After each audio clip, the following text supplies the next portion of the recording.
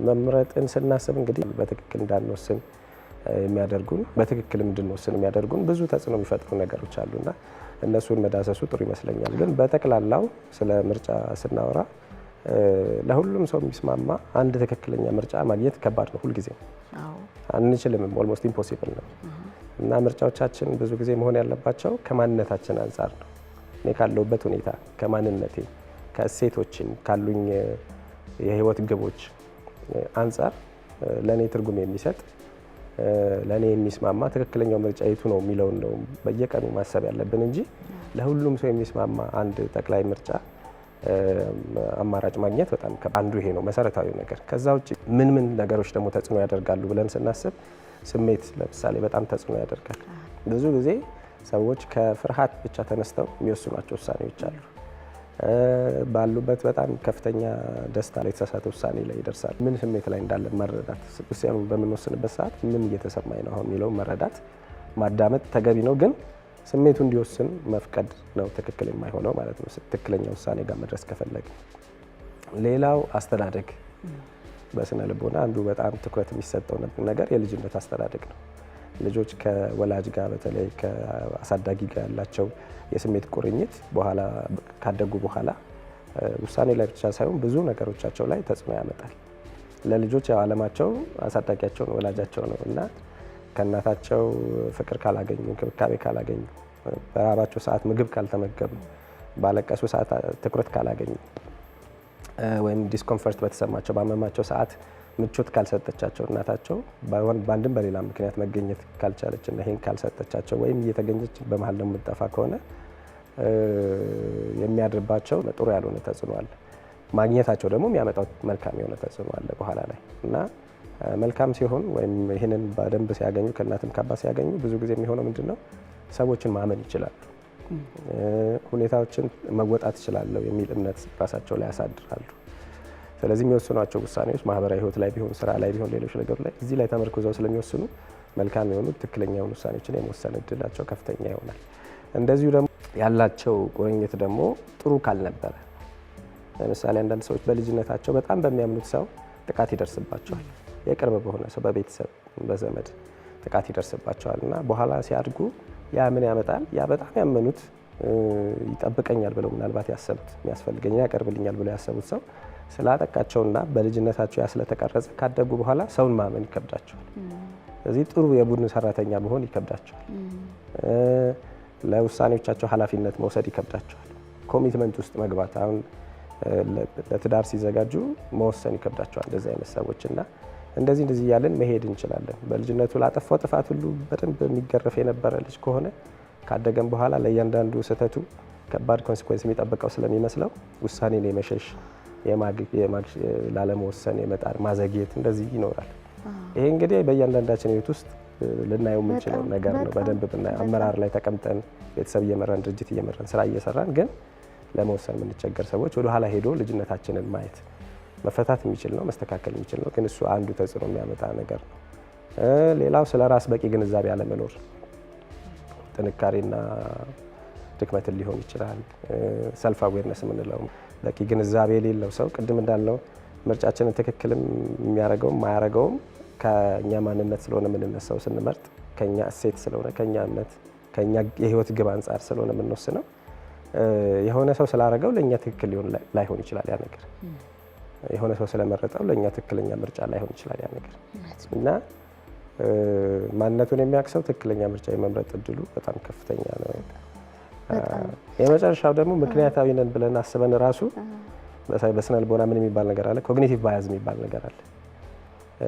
ምክንያታዊነታችን የጠራ እንዳይሆን የሚያደርጉን ተፈጥሯዊ ነገሮች አሉ። አስተሳሰባችን ብዥታውን የሚያመጣ ፎጊ የሚያደርጉብን ደመና ብለርድ እንዲሆን የሚያደርጉብን እይታችን ነገሮች አሉ። ይሄ ብዙ ጊዜ ከስሜታችን ጋር ይያያዛል፣ ከአመለካከታችን ጋር ከእምነታችን ጋር ይያያዛል። ለምሳሌ አንዲት ልጅ ወዶ ጓደኞቹ ጋር ሄዶ ሲያወራ በእርግጠኝነት ሰው ነች፣ መልካም ነገሮችም ይኖራታል፣ ደክመትም ይኖራታል።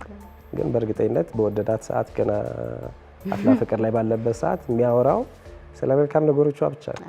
አቤት ሴትና አቤት እንደዚህ ሁሉን መልካም ይሆናል። ምናልባት ጸቡ ላይ ነው ችግሩ የሚገለጠው። ጠይቆ ፍላጎት ባታሳየው ወይም ግንኙነት ተጀምሮ የሆነ ሰዓት ቢጣሉ ለነዛ ጓደኞች ስለዛች ተመሳሳይ ሴት የሚናገረው ነገር በዛ ሰዓት ደግሞ ድክመቷን ብቻ እየመረጠ ሊሆን ይችላል። የሰው ሀሳብ አትሰማም፣ አትቀበልም፣ አትታዘዝም፣ ፍቅር መስጠት አትችልም፣ ብዙ ነገር ሊባል ይችላል። ያኔ ደግሞ ድክመቷ ብቻ ተመርጦ ይታያል። ይሄ ኮንፊርሜሽን ባያዝ ይባላል።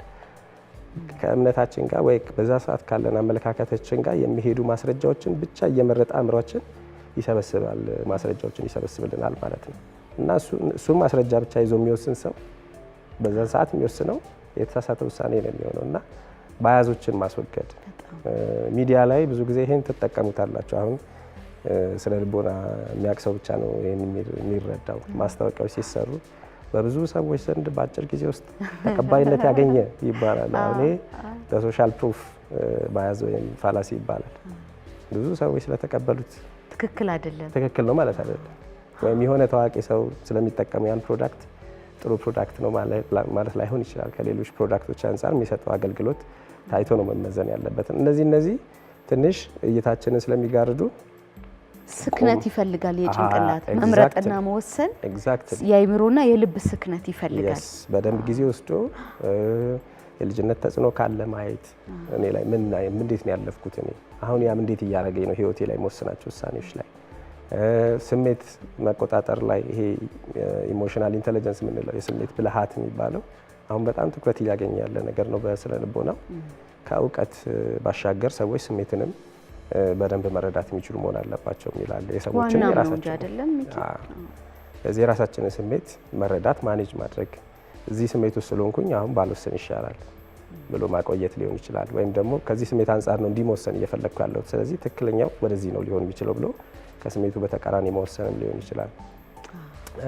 እንደዚህ አይነት ቅድም ያልኳቸው አይነት ኮግኒቲቭ ባያዞች እንዳይጋርዱን፣ እንዳያሳስቱን እሱንም ደግሞ ቆም ብሎ ብዙ ናቸው ባይዘው ከ99 በላይ ናቸው ኮግኒቲቭ ባያዝ የሚባሉት። እንዲህ አይነት ሰው በጣም ውስብስብ ነገር እኮ ነው በጣም እና ይመስለኛል። ቁጭ ብሎ ይሄን ሁሉ አስቦ ከተለያዩ አንግል አይቶ አማራጮችን አይቶ ከኔ ህይወት ግብ ጋር የሚሄደው ትክክለኛ ውሳኔ የትኛው ነው የሚለው ለመወሰን እንግዲህ ብዙ ነገሮች ማሰብ ይፈልጋል ማለት ነው። እንዲሁ ስናወራው የሆነ አትፈላሰፍ ወደሚያስብል መንገድ ይወስዳል። ህይወት ምርጫ ነው ብለን ስንል ግን ደግሞ ነው አሁን እኔ እናንተ እያወራ ነው እንዳለ ነው በስክነት በጣም በእርጋታ ካሰብነው በጣም ብዙ ነገር ምርጫ ነው እና የመምረጥና የመወሰን አቅም እውቀት ብቻ ሳይሆን ጥበብም የሚፈልግ ይመስላል።